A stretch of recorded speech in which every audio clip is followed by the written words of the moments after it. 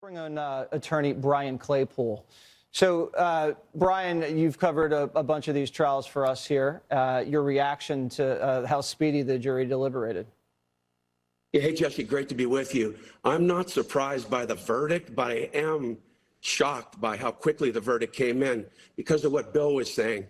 There's virtually no evidence at all of DNA, any blood, gunshot residue was in question. In fact, one of the experts even said that the gunshot residue could have come from a year ago on that blue jacket. And then you also had two weapons. You had the argument that there were two shooters. So I thought this deliberation would go, at least a couple days, 2-3 days, and a potential for a hung jury. But I got to tell you, Jesse, what convicted Alex Murdaugh, three things. That Snapchat video puts him at the scene in the kennel within minutes of the shooting. And then his own testimony going into court was a massive mistake. He came off heartless. His soul was vacant, Jesse, when he testified in that case. And I think what the defense should have done in that case to explain the lie, he lied, said I was not at the kennel. What they should have done is use trauma. They should have said, hey, look, I lied about this because I was traumatized. I mean, he came off like a lawyer sparring with the prosecutor as opposed to a grieving husband and father. And the last piece of evidence that hung him, Jesse, the shell casings. They found the shell casings found around the bodies matched shell casings found around the area of the compound, and all those shell casings matched the guns owned by Murdaugh.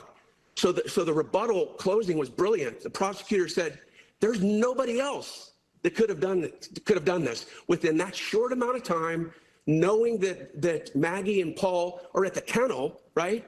And then they show up with no weapons and then use those two weapons. I mean, it was brilliant.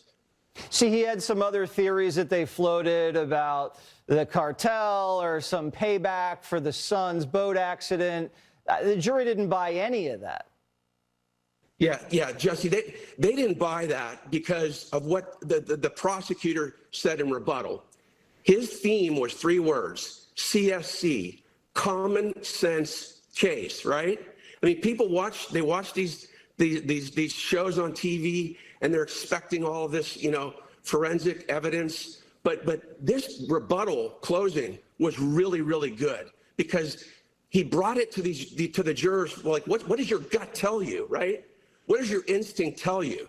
Because jurors tend to be over-analytical. We all do, right? We figure we spend 6 weeks in trial, we're going to spend days going through what you just said. We're going to talk about all these theories. Was it a drug dealer? Was it somebody that really wanted to get after Paul because of the boat accident?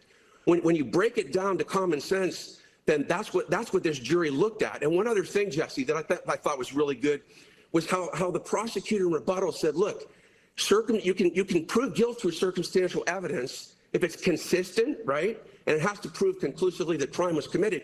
And he did a great job of going through each piece of circumstantial evidence, right?